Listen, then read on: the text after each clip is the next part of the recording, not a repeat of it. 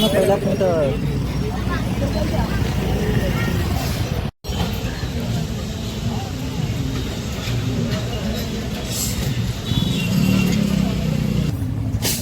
तर मित्रांनो मी तर यवतमाळच्या चोर बाजारामध्ये पोहोचलो आहे आणि हे साईडला बघू शकता पूर्ण चोर बाजार आहे. जर काही वस्तू घ्यायची असेल तुम्ही इथे घेऊ शकता आणि बाकी ते तुम्हाला माहिती आहे यवतमाळचं बाजार कसं आहे तर.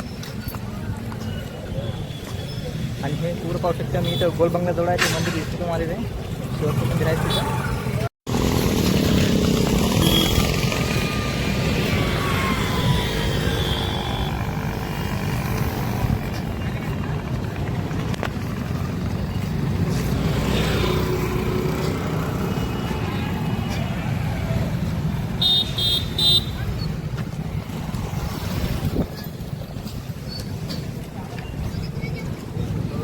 इकडे पाहू शकता इकडे कोंबडा बाजार करते इथे पुरा कोंबड्या आहे गावरानी. नाही पाहू शकतो पुरे गावरान कोंबड्या आहे. जे कोणाला गावरानी पाहिजे ते भेटू शकते इथं.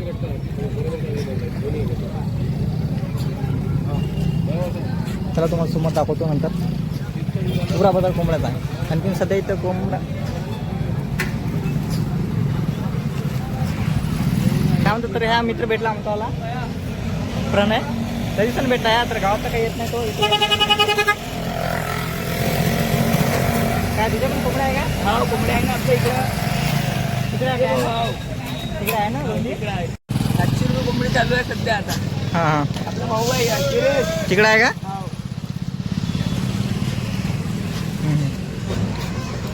बरं मग किती वाजेपर्यंत राहत असतो तिथं? आता 10 10:30 वाजेपर्यंत. नंतर वापस घरी. अच्छा अच्छा बाजार झाला खतम मग.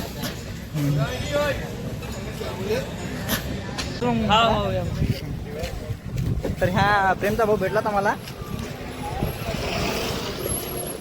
तर सध्या तर हे बाजार काय तेवढं भरलं नाही तर टाइमच आहे बाजार भरण्यासाठी. आणि इकडे कपडे वगैरे आहे इकडे सगळे. हे यार गुंडी गेली कुठली तर काही करत नाही. आणि हे मंदिर हे गोलबंगा दिसतो तुम्हाला ते पण दाखवणार आहे मी तुम्हाला. सध्या आणखी माझं दिसतं आणखी 9:30 वाजले तर सध्या काही तेवढा बाजार भरला नाही. आणि इकडे कांदे वगैरे लागून आहे आणि इथं कपड्याचे दुकान वगैरे जे लागून आहे.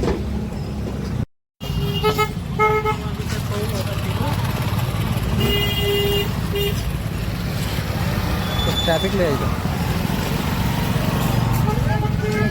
आणि कपड्याचे दुकान वगैरे आहे जे लागत असेल तर कपड्याचे वगैरे. आणि इकडे जे इथून चालू होते इथून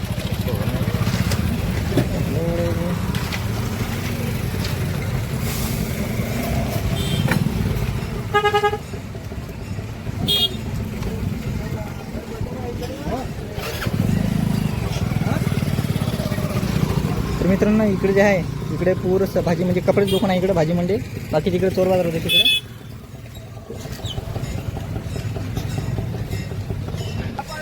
तर मित्रांनो क्लाससाठी जर टाईम आहेच आपल्याला तर आपण पहिले बाजार वगैरे फिरून घ्यावं की कपड्याचे दुकान वगैरे आहे. तर सध्या टाईमच आहे आणखी घरासाठी. आणि इथं कालेश्वर मंदिर आहे पूजा चालू आहे इथं कालेश्वर मंदिरची. तर ऊन 9:30 आली तरी ऊन एवढी लागू राहील तर सांगू विचारू सांगू ऊन जास्त आहे.